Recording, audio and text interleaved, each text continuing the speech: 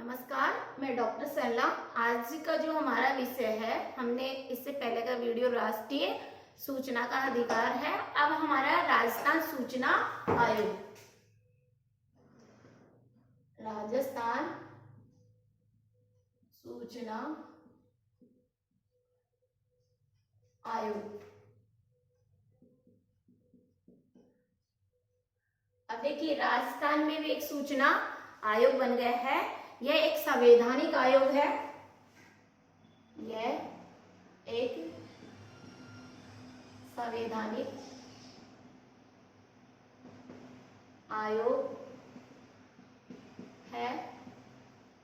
और देखिए, भारतीय संविधान में ये क्वेश्चन पूछा गया था और वेरी मोस्ट क्वेश्चन था कि जो भारतीय संविधान है उसमें जो धारा 15 है, भारतीय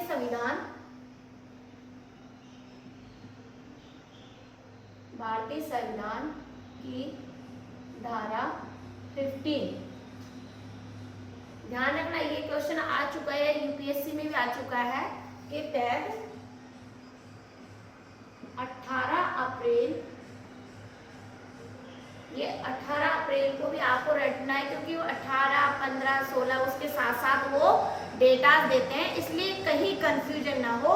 ये इसलिए 18 अप्रैल को ध्यान रखना है। 2006 में भारतीय संविधान की धारा 15 के तहत 18 अप्रैल 2006 में जयपुर में राजस्थान सूचना आयोग की स्थापना की गई थी। ये ध्यान रखना, राजस्थान सूचना आयोग की स्थापना की गई थी। सूचना आयोग की स्थापना की गई। जितने भी इंपॉर्टेंट फैक्ट्स है उसी पे अपन काम कर रहे हैं। अब सीधा सीधे क्वेश्चन यह पूछा जाता है कि जो राजस्थान सूचना आयुक्त है उसकी नियुक्ति, राजस्थान सूचना आयुक्त की नियुक्ति किसके द्वारा की जाती है? राज्यपाल के द्वारा। राज्यपाल के द्वारा। क्लियर? आप देखिए, ये अपना त्याग पत्र भी किसी को देगा? त्याग पत्र भी राज्यपाल को देगा। संरचना की बात करें इसकी, तो इसमें एक सदस्य, एक अध्यक्ष, और वर्तमान में कितने सदस्य हैं? इसमें देखो, इस क्वेश्चन वो ही आएगा, इसमें एक सदस्य अध्यक्ष, एक मुख्य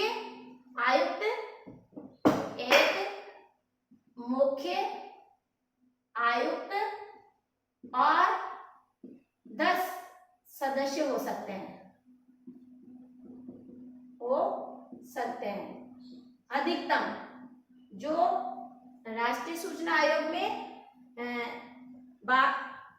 स्टेटमेंट दिया गया था वही स्टेटमेंट इसमें दिया गया है कि इसमें एक मुख्य आयुक्त तथा 10 सदस्य होते हैं या 10 अन्य आयुक्त होते हो सकते हैं, तो अधिकतम। लेकिन वर्तमान में एक मुख्य सूचना आयुक्त और 4 अन्य सदस्य हैं। हम आपको एग्जाम में किस तरह से क्वेश्चन पूछे जाते हैं उसी के डायरेक्ट डेटा लिखवा रहे हैं। फिर देखिए, त्यागपत्र नियुक्ति राज्यपाल के द्वारा, त्यागपत्र राज्यपाल के द्वारा। हटाना, प्रोसीजर, हटाने की प्रक्रिया क्या होगी? जो हमारे कॉन्स्टिट्यूशन में भारतीय राष्ट्रीय सूचना अधिकार पे बात लागू होती है, जो कमेंट्स उस पे लागू होता है, ठीक इसी पे भी कि संविधान के उल्लंघन पर, संविधान के उल्लंघन करने पर दोषी पाए जाने पर, ध्यान रखना, अब दोषी पाए जाने पर न्यायालय की वही अब सुप्रीम कोर्ट में नहीं होगा, उच्च न्यायालय की जांच पर, उच्च हाई कोर्ट, हाई कोर्ट उच्च न्यायालय की जांच पर राज्यपाल के द्वारा। क्लियर कि भाई संविधान का उल्लंघन में किए जाने पर, संविधान में दोषी पाया जाए, संविधान का उल्लंघन क्या है, ये दोष पाए जाएंगे किसमें, मुख्य सूचना आयुक्त में, तो वो क्या करेंगे, राज्यपाल के द्वारा उसको हटाया जा सकता है। ये कॉन्सेप्ट आपको समझना है, क्योंकि यहाँ से क्वेश्चन पद मुक्त करता है, तो यहाँ से ही क्वेश्चन आता है, घुमा फिरा के हटाने की प्रोसेस पूछी जाती है। अब देखिए क्वेश्चन सीधा ये भी पूछा गया है कि राजस्थान का प्रथम सूचना आयुक्त कौन था? एमडी कोरानी। राजस्थान का प्रथम सूचना आयुक्त कौन था? एमडी कोरानी। ये भी आपको, क्योंकि ये कई बार क्वेश्चन पूछा गया है, एमडी कोरानी। और वर्तमान में राजस्थान का सूचना आयुक्त, शॉर्ट में डीबी गुप्ता, और फुल नेम है देवेंद्र भूषण, ये ध्यान रखना है, डीबी गुप्ता। आप ध्यान रख, तो इसका मतलब है श्री देवेंद्र भूषण गुप्ता, श्री देवेंद्र भूषण गुप्ता। अब क्वेश्चन ये आ जाता है, इनकी सैलरी, वही सैलरी यहाँ मिलती है इनको, जैसे सैलरी की बात करें तो सैलरी जो इनको मिलेगी राष्ट्रीय, उनको यहाँ से मिलेगा, जो प्रोसेसिंग सेंटर में होगा वही प्रोसेसिंग स्टेट में होगी। आप स्क्रीनशॉट ले सकते हैं इसका। रिपीट कर देती हूँ, राजस्थान सूचना आयोग एक संवैधानिक आयोग है, सीधा निम्नलिखित में से संवैधानिक आयोग है, ठीक है। क्वेश्चन पूछा जा सकता है, तो आप कहेंगे राजस्थान सूचना आयोग। भारतीय संविधान की धारा 15 के तहत 18 अप्रैल 2006 को राजस्थान सूचना आयोग की स्थापना जयपुर में की गई थी, और इस राजस्थान सूचना आयुक्त की जो मेंबर से एक मुख्य सूचना आयुक्त है, अधिकतम 10 हो सकते हैं, लेकिन वर्तमान में एक तो मुख्य सूचना आयुक्त है, 4 अन्य मेंबर्स हैं, ये ध्यान रखना है। फिर ये पूछा जाए हटाने की प्रक्रिया, संविधान के उल्लंघन में दोषी पाए जाने पर जो राज्यपाल के द्वारा उसको पदमुक्त किया जाएगा, ये भी हटाने की प्रोसेस। और इनका कार्यकाल भी आप देखिए, ये कार्यकाल भी 5 वर्ष से क्या होगा, 5 सेम प्रोसीजर हो जाएगी 65 वर्ष। यदि 5 वर्ष और 65 वर्ष नहीं दिया होगा तो फिर 62 वर्ष होगी, तो ये करके आना है, ठीक है। प्रोसेसिंग है, तो अगर वो ये ऑप्शन में नहीं है तो फिर ये देगा जो भी पहले हो। आप इसका स्क्रीनशॉट ले सकते हैं। नेक्स्ट है हमारा टॉपिक रहेगा मानव अधिकार संरक्षण अधिनियम।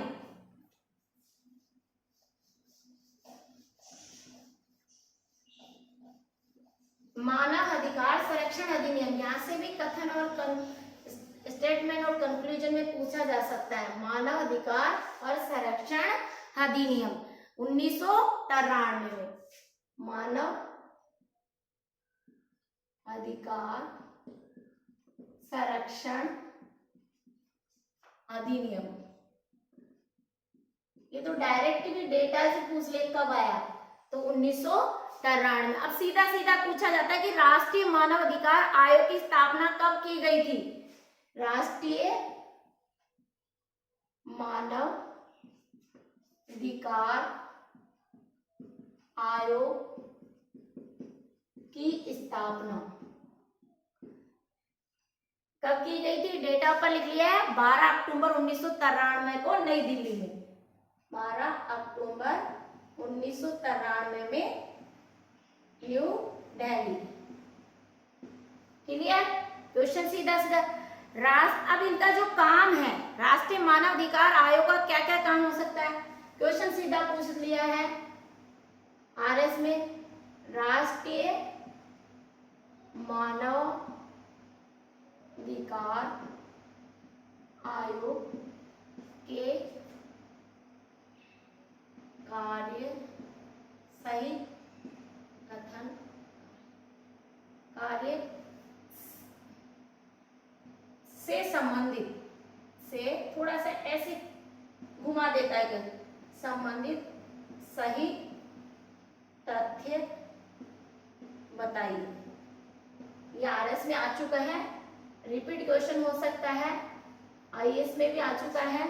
अब देखिए फर्स्ट है मानव अधिकारों का संरक्षण करना, मानवाधिकारों का संरक्षण करना। भाई टॉपिक विषय है, अपन जैसे ऐसे लिखते हैं तो वो जो टाइटल होता है उसी से रिलेटेड हम ऐसे लिखते हैं, निबंध लिखते हैं ऐसे।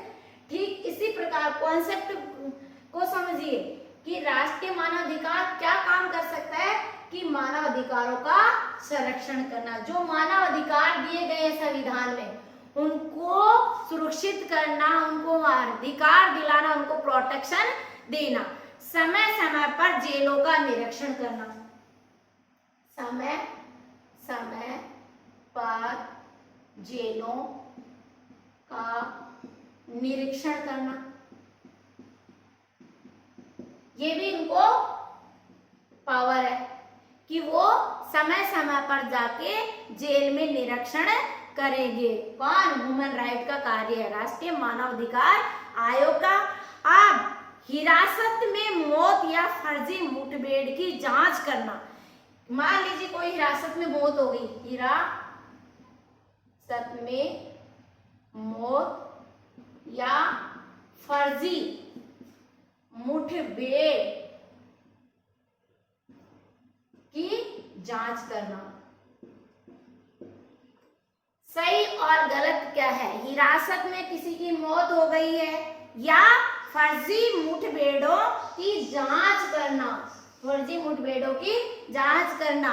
और महिला अनुसूचित जाति जनजाति के साथ जो भेदभाव हो रहा है उसकी भी जांच करना। महिला और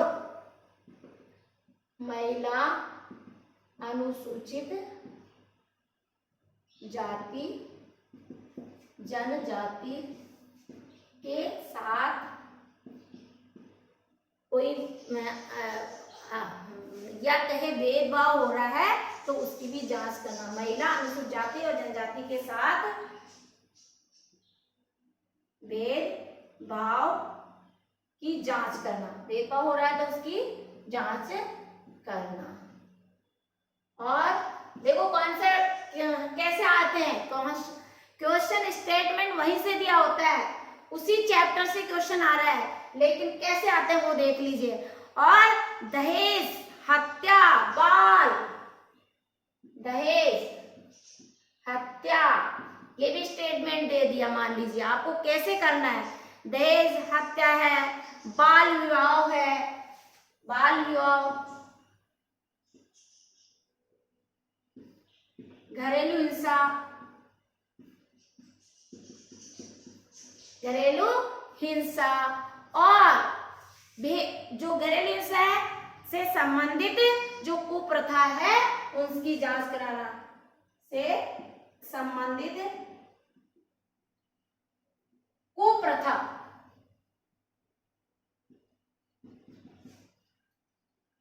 जांच करना।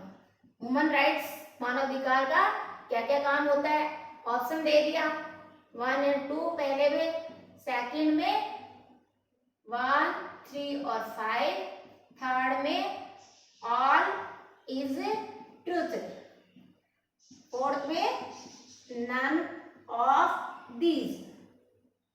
ऐसे RSI में क्वेश्चन पूछे जाते हैं। राष्ट्रीय मानवाधिकार आयोग के कार्य से संबंधित सही तथ्य बताइए। ये सभी तथ्य जब हम बता पाएंगे जब हमने राष्ट्रीय ह्यूमन राइट को पढ़ा है, अच्छी तरह से समझा है, कॉन्सेप्ट क्लियर करें, तो निश्चित रूप से हमारा क्वेश्चन भी गलत नहीं जाएगा। अब देखिए राष्ट्रीय मानव अधिकार को देखिए, मानव अधिकारों का संरक्षण करना, प्रोटेक्शन देता है, ये भी ह्यूमन राइट का कार्य है। समय समय पर जेलों का निरीक्षण करना, ये भी उनका कार्य है। महिला, अनुसूचित जाति एवं जनजाति के साथ भेदभाव की जांच करना, फैक्ट है ह्यूमन राइट में इसी को जोड़ा गया है क्योंकि ये एक संवैधानिक संस्था है। दहेज प्रथा, बाल विवाह, घरेलू हिंसा से संबंधित कुप्रथाओं की जांच करना, तो क्या हो जाएगा हमारा answer, all is a truth. Clear, all is a truth. इस तरह से क्वेश्चन आता है। अब देखिए राष्ट्रीय मानव अधिकार आयोग के प्रथम अध्यक्ष कौन थे, तो रंगनाथ मिश्र। प्रथम अध्यक्ष रंगनाथ मिश्र। प्रथम और वर्तमान को आपको ध्यान में रखना ही है। वर्तमान में Arun Kumar Mishra, Arun Kumar Mishra. Clear.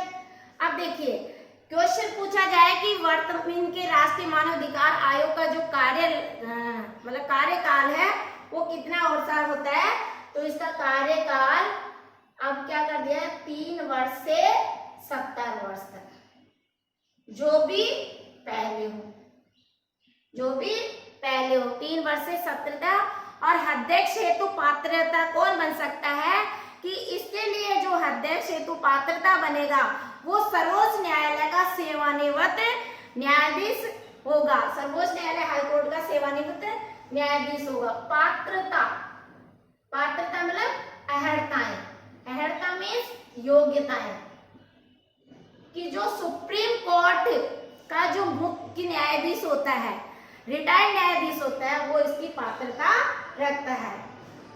Supreme court का मुख्य न्यायाधीश रिटायर्ड, सेवानिवृत्त, उसको इसमें सम्मिलित कर लिया जाता है। अध्यक्ष उसको ही बनाया जाता है कि जो सर्वोच्च न्यायालय का सेवानिवृत्त मुख्य न्यायाधीश हो या सेवानिवृत्त न्यायाधीश हो। रिटायर्ड, रिटायर्ड शब्द में सेवानिवृत्त यानी रिटायर्ड। ठीक है। अब हमारा जो राज्य, ये हमारा राष्ट्रीय मानवाधिकार आयोग है। अब हम राजस्थान राज्य मानवाधिकार आयोग, आप स्क्रीनशॉट ले सकते हैं। अब आता है राजस्थान राज्य मानवाधिकार आयोग। आरएस में ये 4 टाइटल ऐसे हैं। पॉलिटिकल साइंस में तो जितने भी मैंने आपको वीडियो डाले हैं प्लीज उनको राइट डाउन करें, अपनी कॉपी में लिखें। अगर कहीं कोई आपको नहीं समझ में आ रहा है तो आप टिप्पणी कर सकते हैं, इसी पे चैनल पे आप लिख सकते हैं कि मैम ये हमें समझ में नहीं आ रहा। बाकी अभी जो कॉलेज प्राचार्य यानी असिस्टेंट प्रोफेसर नाम दिया गया है, कॉलेज लेक्चरर की भी वैकेंसी आ गई है। उसका जो जीएस का पेपर होता है उसमें 50% अंक लाना अनिवार्य है, तभी आपका ऑप्शनल सब्जेक्ट चेक होगा। इसलिए पॉलिटिकल सब्जेक्ट का मैंने जितने भी टॉपिक डाले हैं, यदि आप उनको रीड कर लेते हैं, समझ के रीड कर लेते हैं, तो आरएस आईएएस व्याख्याता कहीं भी यहाँ से क्वेश्चन आएगा, इससे एक भी क्वेश्चन बाहर नहीं जाएगा और गलत भी नहीं होगा। तो हम पढ़ लेते हैं राजस्थान राज्य मानवाधिकार आयोग। राज्य मानवाधिकार आयोग, राज्य मानवाधिकार आयोग। कॉन्सेप्ट राज्य मानवाधिकार आयोग है, तो इसकी स्थापना 18 जनवरी 1999 में जयपुर में। स्थापना जनवरी 1999 में जयपुर में। देखिए ये डेटा ही आपको सीधे सीधे मैं ऑब्जेक्ट क्वेश्चन बना सकती हूँ। मेरा जहां तक होता है कि मैं थोड़ा डेटा लिखाऊं, अगर डायरेक्ट ऑब्जेक्ट क्वेश्चन रटाऊंगी तो आप समझ नहीं पाओगे। थ्योरी आप पढ़ के थ्योरी एक बार समझ लेते हो तो आपका जो ऑब्जेक्ट क्वेश्चन बिल्कुल भी गलत नहीं जाएगा। और यदि हम डायरेक्ट ऑब्जेक्ट पे जाएंगे तो कंफ्यूजन होगा कि आपको ये थोड़ी कंपटीशन दे रहे हो तो 100 क्वेश्चन आएंगे। हर टॉपिक में से हमने 25 डेटा 25 क्वेश्चन, ये डेटा ही समझ लो, डायरेक्ट ऑब्जेक्ट आंसर ही पूछे जाते हैं। देखो सीधा सीधा पूछा जाता है कि राज्य मानवाधिकार आयोग की स्थापना कब हुई, क्वेश्चन बन गया। ऑप्शन दे देंगे 18 जनवरी 1999, 93 दे देंगे, 20 मार्च 2000 दे देंगे। तो इस तरह से अब देखिए यहाँ आपको उलझना नहीं है। राजस्थान राज्य मानव अधिकार आयोग की स्थापना 18 जनवरी 1999 में जयपुर में की गई थी। क्लियर। लेकिन कार्य जो आरंभ किया गया था, कार्य की शुरुआत की थी, कार्य आरंभ वो 23 मार्च 2000 में किया। ये ध्यान रखना है। इन्होंने जो अपना कार्य शुरू किया है वो 23 मार्च 2000 से शुरू किया गया है, जबकि राज्य मानवाधिकार आयोग की स्थापना तो 18 जनवरी 1999 को हो गई थी। इसमें प्रारंभ में एक अध्यक्ष, ठीक है, अध्यक्ष आयुक्त कह सकते हो, अध्यक्ष और 4 सदस्य होते हैं।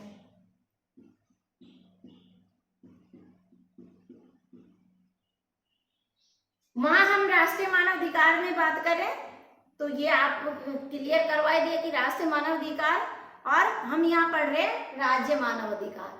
सूचना अधिकार को हमने क्लियर कर दिया, केंद्रीय सूचना अधिकार और राज्य सूचना का अधिकार। क्लियर। अब देखिए 23 जनवरी 2000 में जब कार्य प्रारंभ कर दिया, तब प्रारंभ में एक अध्यक्ष और 4 सदस्य थे। क्लियर। वर्तमान 2019 में इसमें संशोधन कर दिया गया।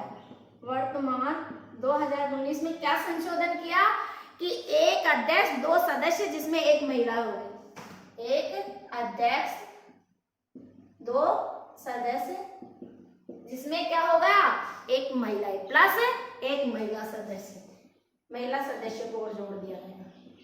इसलिए आरपीएससी में तो वेरी मोस्ट यूनिट यही तो चैप्टर है। हमने एक टॉपिक लिया है, राज्य मानव अधिकार है, सूचना का अधिकार है ना, राष्ट्रीय मानव अधिकार है, फिर निर्वाचन आयोग पढ़ेंगे इसके बाद में, फंडामेंटल, डायरेक्ट प्रिंसिपल, ड्यूटीज और कार्यपालिका, ये सब हमने वीडियो डाल दी है। क्लियर यहाँ तक। अब बात हम करें कि जब क्वेश्चन ऐसे भी पूछा जाता है, यह एक वैधानिक आयोग है, या ऐसे पूछा जाए राज्य मानवाधिकार आयोग एक वैधानिक आयोग है, कथन दे दिया और कारण दे दिया, इसकी स्थापना 18 जनवरी 1999। पहले ऑप्शन में दे दिया फर्स्ट कथन सही है, दूसरे दे दिया कारण सही है, तीसरे दे दिया। तो आप क्या कहेंगे कि जैसे कॉन्सेप्ट में पूछा गया है कि राष्ट्रीय मानवाधिकार आयोग एक वैधानिक आयोग है, बिल्कुल सही है, ये एक वैधानिक आयोग है और इसकी स्थापना 18 जनवरी 1999 में हुई थी, ये भी सही है। तो फैक्ट सही है और कारण और स्टेटमेंट और कारण दोनों सही है। इस तरह से कथन और कारण में जो क्वेश्चन पूछे जाते हैं वो ऐसे पूछे जाते हैं। तो आप लिख लीजिए यह एक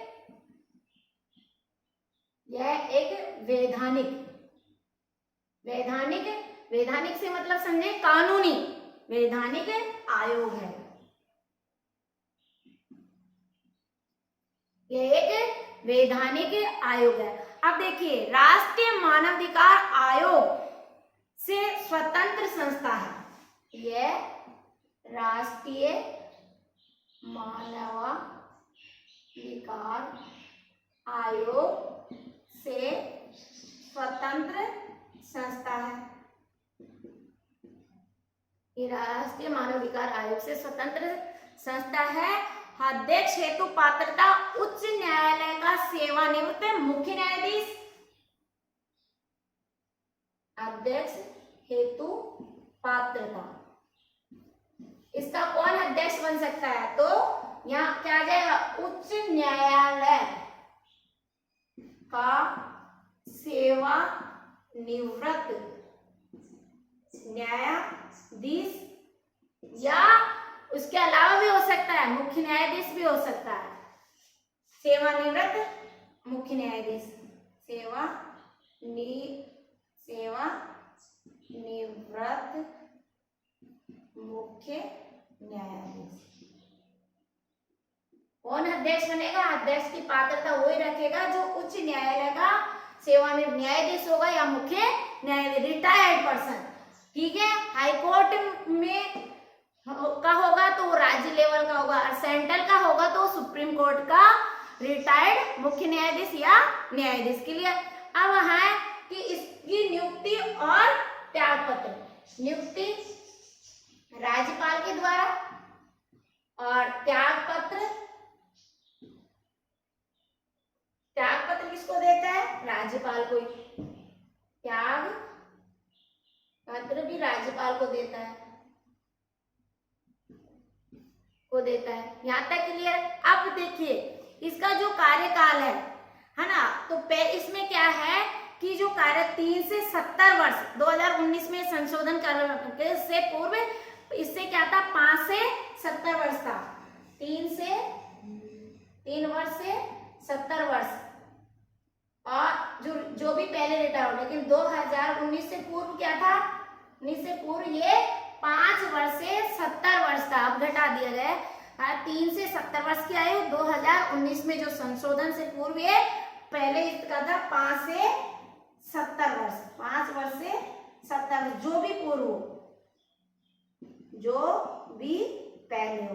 मान लीजिए 70 वर्ष पहले हो गई, 4 साल में तो रिटायर माना जाएगा, ठीक है। ये अब आता है कि वर्तमान में और पहला, तो प्रथम अध्यक्ष कौन था, कांता भटनागर। इसके जो राज्य मानवाधिकार आयोग की, राज्य मानवाधिकार आयोग की प्रथम अध्यक्ष कांता भटनागर। ये भी कई बार एग्जाम में पूछ लिया है। और वर्तमान में क्या जाएगा, गोपाल कृष्ण व्यास। लेकिन वर्तमान में जो अध्यक्ष है गोपाल कृष्ण व्यास है और सदस्य महेश गोयल है। गोपाल वर्तमान में अध्यक्ष गोपाल कृष्ण व्यास। ये आरएस में, अभी आरएस का जब एग्जाम हुआ था तब ये क्वेश्चन पूछा गया था कि राज्य मानव अधिकार आयोग के वर्तमान में अध्यक्ष कौन है, तो गोपाल कृष्ण व्यास, और सदस्य कौन है, महेश गोयल। वर्तमान में इसके सदस्य कौन है, महेश गोयल, महेश गोयल। अब इसका भी स्क्रीनशॉट ले सकते हैं। अब हमारा आएगा राज्य निर्वाचन आयोग। हम राज्य निर्वाचन आयोग और केंद्रीय निर्वाचन आयोग दोनों को कंपैरिजन करके पढ़ेंगे ताकि आपका क्वेश्चन यहां से भी गलत नहीं जाए।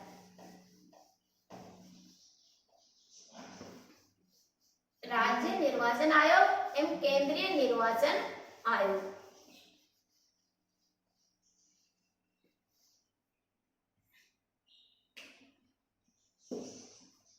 State election commission and central election commission.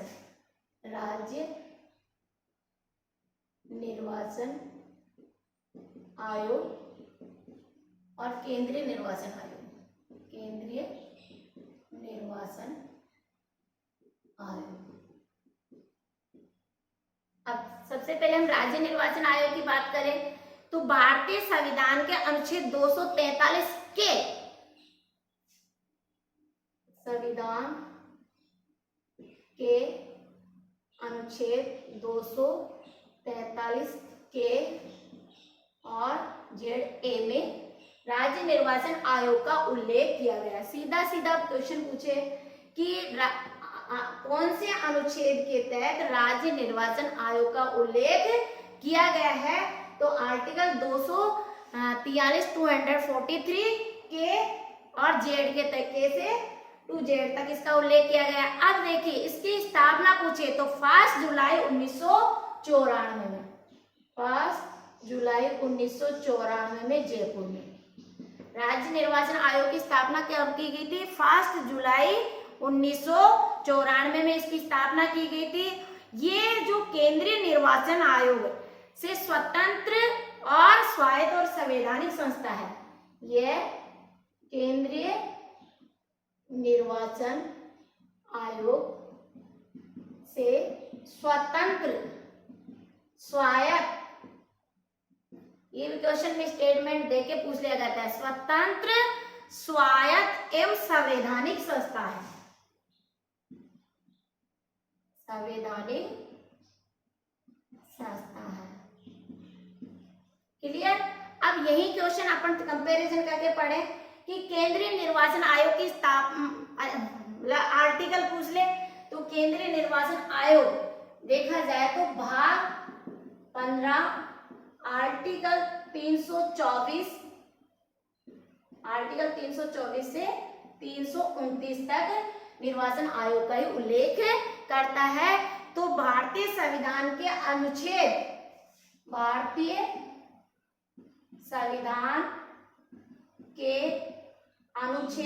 324 में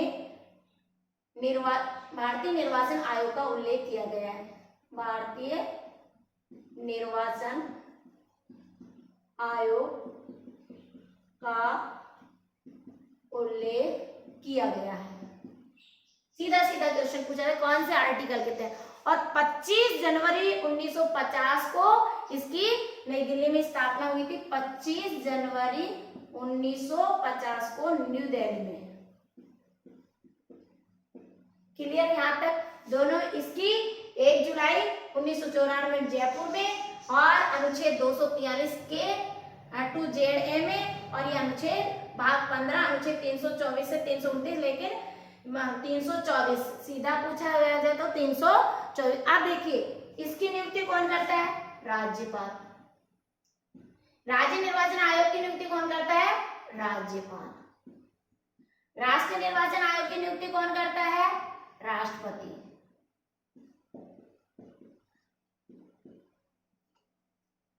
क्लियर? त्याग पत्र किसको देगा? राष्ट्रपति को।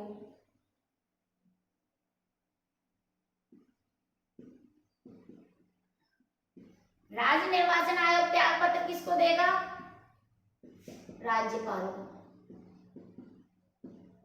यहां तक के लिए कंपैरिजन करने से क्या भूलोगे नहीं। अब देखिए, अब यहाँ क्वेश्चन आ जाता है, सीधा क्वेश्चन पूछा जाता है, ये राज्यपाल के प्रसाद पर्यंत नहीं होते हैं। ये राज्यपाल के प्रसाद पर्यंत पद पर नहीं बने रहते हैं। ये केंद्रीय निर्वाचन आयुक्त, ये राष्ट्रपति के प्रसाद पर्यंत नहीं बने रहते हैं। ये राष्ट्रपति के प्रसाद पर्यंत पद पर नहीं बने रहते हैं। नियुक्ति तो यहाँ राज्य निर्वाचन आयोग की नियुक्ति तो राज्यपाल करता है, केंद्रीय निर्वाचन आयोग की नियुक्ति तो राज्यपाल करता है, लेकिन इसका मतलब ये नहीं है कि राज्य निर्वाचन आयुक्त राज्यपाल के प्रसाद पर्यंत पद पर बना रहेगा और केंद्रीय निर्वाचन आयुक्त राष्ट्रपति के प्रसाद पर्यंत बना नहीं रहेगा। बल्कि इस जो हटाने की प्रक्रिया है, इनको हटाने की जो प्रक्रिया है, वो हटाने की प्रक्रिया ये होगी कि उच्च न्यायालय के न्यायाधीश के समान, उच्च न्यायालय के न्यायाधीश के समान, कि जिस प्रकार हम उच्च न्यायालय के न्यायाधीश को पद से हटाते हैं, ठीक उसी प्रकार राज्य निर्वाचन आयोग के अध्यक्ष को भी हम उच्च न्यायालय के न्यायाधीश के समान ही पद से हटाएंगे। दूसरा फैक्ट यह है कि संविधान के उल्लंघन में दोषी पाए जाने पर, संविधान के उल्लंघन में दोषी पाए जाने, संविधान के उल्लंघन पर दोषी पाए जाने पर कौन हटाता है? दोषी पाए जाने पर राष्ट्रपति, ये ध्यान रखना है, राष्ट्रपति पद मुक्त करता है, पद मुक्त करता है। ये भी वेरी मोस्ट है, यहाँ से भी आरएस में आईएएस में ये कॉन्सेप्ट पूछ ले, यही कॉन्सेप्ट बन के कथन और कारण में या डेटाज में पूछे जाएंगे। यहाँ तक क्लियर? ठीक, हटाने की प्रक्रिया यही है। वहां हाई कोर्ट था, यहाँ सुप्रीम कोर्ट, सुप्रीम कोर्ट के न्यायाधीश के समान, जिस प्रकार सुप्रीम कोर्ट को पद से हटाया जाता है, ठीक उसी प्रकार हम भारतीय निर्वाचन आयोग के अध्यक्ष को भी उसी तरह से हटाया जाएगा। और दूसरा फैक्ट यही है कि संविधान उल्लंघन करने पर, क्लियर यहाँ तक?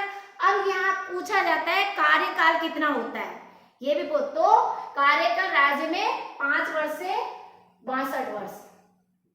यहाँ भी यही ध्यान रखना है कि 5 वर्ष से, यहाँ हो गया तो यहाँ आपका कार्यकाल 6 वर्ष से 65 वर्ष, 6 वर्ष से 65 वर्ष, क्योंकि राष्ट्रीय जो निर्वाचन आयोग का 6 वर्ष से 65 वर्ष और ये 5 वर्ष से 62 वर्ष। यदि ऑप्शन में नहीं दिया है तो फिर यहाँ 65 वर्ष हो सकता है, ये ध्यान रखना है। अब इसका जो काम क्या होता है, कार्य क्या क्या होता है, कार्य राज्य निर्वाचन आयोग का कार्य, ये भी पूछा निम्नलिखित में से राज्य निर्वाचन आयोग के कार्य है। पहला, पंचायत राज का चुनाव कराना, पंचायती राज का चुनाव। दूसरा, नगर पालिका नगरीय स्वायत्त का चुनाव कराना, क्लियर। तीसरा, आचार संहिता लागू करना। थर्ड, आचार संहिता लागू करना। जो वोटर लिस्ट है, मतदाता सूची है, उसको अपडेट करना। फोर्थ,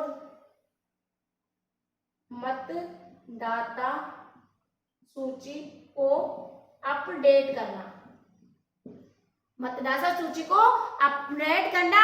चुनाव तिथि, ये हम जो संभव चुनाव तिथि उसकी घोषणा करना, चुनाव तिथियों की घोषणा करना।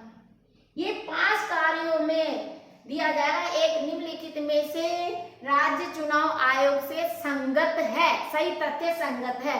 इनमें से कोई एक असंगत दे देगा और 3 सही दे देगा, इसलिए ये ध्यान रखना है। पंचायत राज के चुनाव करना, नगर पालिका स्वायत्त शासन का, नगर पालिका जिसे स्वायत्त शासन भी कहते हैं, शहरी शासन भी कहते हैं, आचार संहिता लागू करना, मतदाता सूची अपडेट करना और चुनाव की तिथियां घोषणा करना। ये किसका कार्य है, राज्य चुनाव आयोग का कार्य है।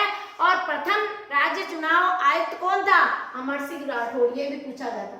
प्रथम चुनाव आयुक्त कौन था, अमर सिंह राठौड़, अमर सिंह राठौड़।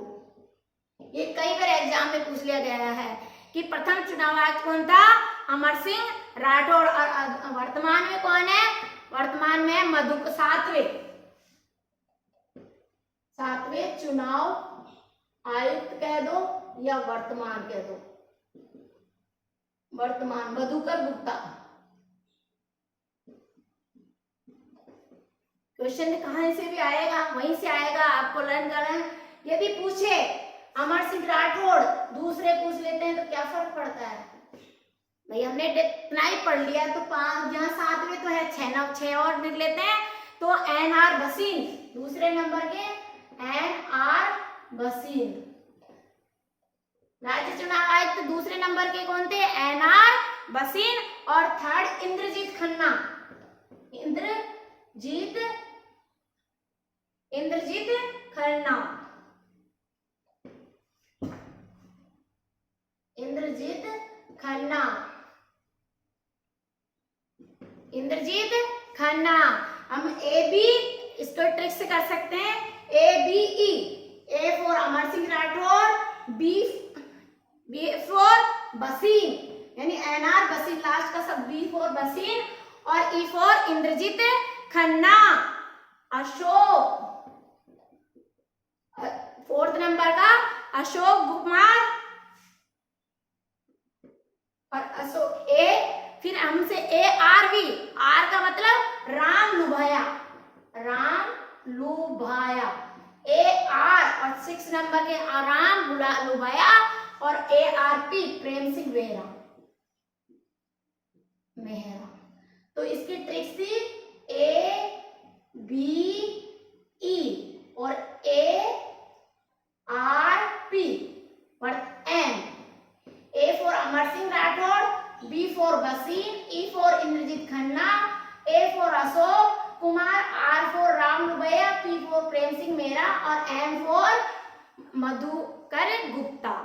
ये हमारे राज्य निर्वाचन आयोग से संबंधित डेटा थे। अब देखिए यहीं पर अपन सेंट्रल गवर्नमेंट तक के पढ़ लिए, कंपैरिजन इसलिए किए कि दोनों में आप भूल नहीं सके। अब यहाँ देखिए कि जो सैलरी हाई कोर्ट के न्यायाधीश को मिलेगी वही सैलरी राज्य चुनाव आयुक्त को मिलेगी, ये भी आपको फैक्ट है। जो सैलरी सुप्रीम कोर्ट के न्यायाधीश को मिलेगी वही भारतीय केंद्रीय निर्वाचन आयुक्त को मिलेगी, ये ध्यान रखना है। अब देखिए भारत के प्रथम मुख्य चुनाव आयुक्त कौन है, भारत के प्रथम मुख्य चुनाव आयुक्त, ये क्वेश्चन भी कई बार पूछ लिया। सुकुमार सेन, सुकुमार सेन, सुकुमार सेन, सुकुमार सेन और वर्तमान में राजीव कुमार 15 मई 2022 से वर्तमान में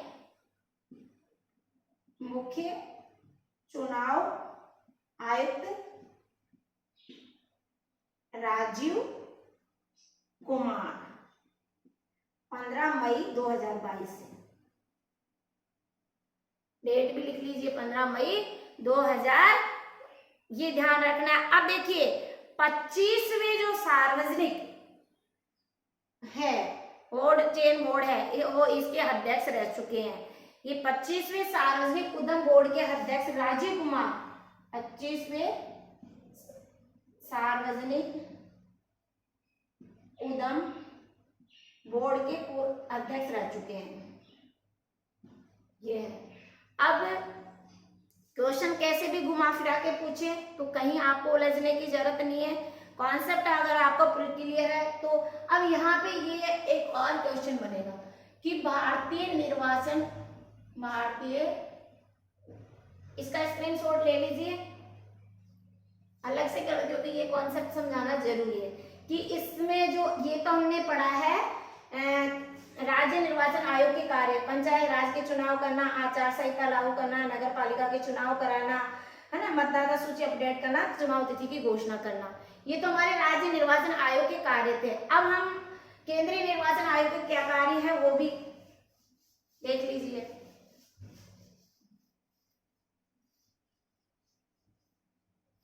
भाग 15 निर्वाचन आयोग से ही संबंधित है, जो आर्टिकल 324 से 329 तक उल्लेख किया गया। अब भारतीय निर्वाचन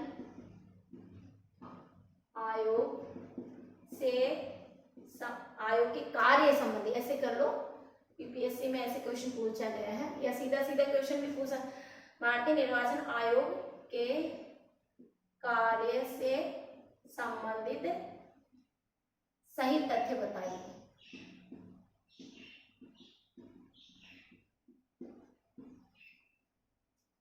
एमपी का चुनाव करवाना, लोकसभा का चुनाव करवाना,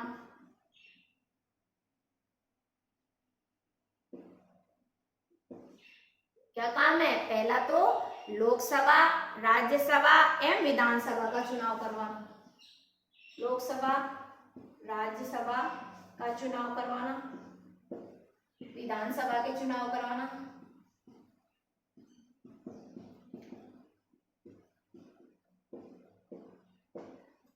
बहुत वेरी मोस्ट क्वेश्चन है। और मतदाता सूची तैयार करना,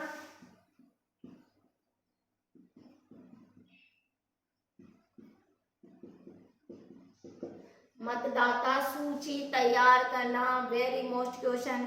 राजनीतिक दलों को मान्यता प्रदान करना, दलों को मान्यता प्रदान करना भी राज्य निर्वाचन आयोग का महत्वपूर्ण कार्य है। और उनको चुनाव चिन्ह प्रदान करना, चुनाव प्रदान करना भी भारतीय निर्वाचन आयोग का कार्य है।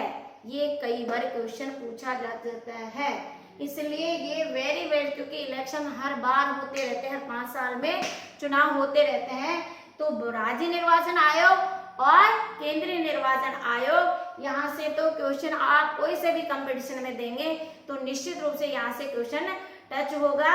और आपको ये ध्यान रखना है कि प्रथम और वर्तमान को तो आपको याद ही करना है कि प्रथम जो सूचना आयुक्त हैं, वर्तमान प्रथम जैसे भारत का पूछ ले जाए तो वजाहत हबीबुल्ला, और वर्तमान में भारतीय सूचना अधिकार आयुक्त पूछ ले तो यशवर्धन कुमार। यदि राज्य राजस्थान के सूचना आयोग पूछ ले प्रथम तो एमडी कोरानी, वर्तमान में देवेंद्र भूषण। और यदि मानव अधिकार आयोग के वर्तमान में अध्यक्ष पूछे तो आप अरुण कुमार मिश्रा, राज्य मानव अधिकार के वर्तमान में अध्यक्ष पूछे तो आप गोपाल कृष्ण गोयल, और यदि वर्तमान में राज्य निर्वाचन आयोग के अध्यक्ष पूछ ले तो आप बताएंगे कि मधुकर गुप्ता, और भारत का पूछे तो राजीव कुमार। तो ये हमारा जो पॉलिटिकल साइंस का जो चैप्टर था वो आपको कंप्लीट करवा दिए गए। 4 टाइटल डाले, चारों में से ही एक क्वेश्चन और कंपटीशन, आप कोई सा भी कंपटीशन देंगे उसमें आएगा। Thank you so much. यदि आपको ये हमारा वीडियो अच्छा लगे, पढ़ाने का तरीका अच्छा लगे तो आप प्लीज़ लाइक करें और उनको भी शेयर करें ताकि बहुत सारे स्टूडेंट से लाभान्वित हो। और हमारा जो संकल्प बेनारा कोचिंग है का जो ये हमने चला रखा है तो आप उनको शेयर कर सकते हैं, क्योंकि ये फ्री ऑफ कोर्स है, इसका कोई चार्ज नहीं है। मैं तो ये कहना चाहूँगी, बहुत सारे लोग क्या करते हैं, देख लेते हैं। इसमें मैंने देखा है 400 500 स्टूडेंट देख रहे हैं तो वो सब्सक्राइबर नहीं करते हैं। आप मतलब ऐसी मेंटलिटी बन गई है कि उनको पैसा मिलेगा अगर हम लाइक कर देंगे सिर्फ। ये हमारी सोच को आपको निकालना होगा, क्योंकि कोई भी है मेहनत करता है तो आपके क्रेडिट करने से किसी का श्रेय हम तो गवर्नमेंट है, हमें तो पैसे की कोई आवश्यकता ही नहीं है। लेकिन एक मिशन अगर आप लाइक कर रहे हैं, सब्सक्राइब कर रहे हैं तो आगे भी स्टूडेंट्स लाभान्वित होते हैं। मेरा जो है कि मोटिवेट हो, मेरा कोई उद्देश्य पैसे या हाईलाइट होने का नहीं है, चर्चित, कि जो चीज मैं 2 घंटे तक आपको शॉर्ट से शॉर्ट देना चाहती हूँ वो स्टूडेंट तक पहुंचती है तो कहीं न कहीं स्टूडेंट लाभान्वित होता है, सिलेक्शन होता है। क्योंकि जो मेरा पढ़ाया मैटर होगा कोई वीडियो से नहीं होगा। मैं ऑथेंटिक बुक में हूँ, मैं खुद रिसर्च पर्सन हूँ, मैंने PhD किया है, नेट JRF किया है। और यदि कोई पॉलिटिकल सब्जेक्ट से प्रोफेसर की तैयारी करना चाहता है तो वेलकम है, उसको फर्स्ट पेपर भी मैं क्लियर कराऊंगी और ऑप्शनल सब्जेक्ट भी मैं क्लियर कराने की मेरी जिम्मेदारी है। तो और RS की तो 100% गारंटी देती हूँ कि अगर आप RS में तो कोई से भी किसी भी सब्जेक्ट के और GK के पेपर के लिए, चाहे वो हिंदी का हो, इंग्लिश का हो, है ना, और first paper pre main interview तक आप मेरे से गाइडेंस ले सकते हैं। UPSC का मेंस आप लोग देंगे, उनको भी ढेर सारी शुभकामनाएं। आप लिखा करो, इस तरह से आप मैंने डेटा आपको दे रही हूँ, ऐसे डेटा आप नोट्स में लिखते हैं तो आपका निश्चित रूप से आपका जो पढ़ने वाला है आपके एग्जाम की कॉपी वो अप्रिशिएट होगी, कहीं न कहीं आपको स्कोर मिलेगा। Thank you so much.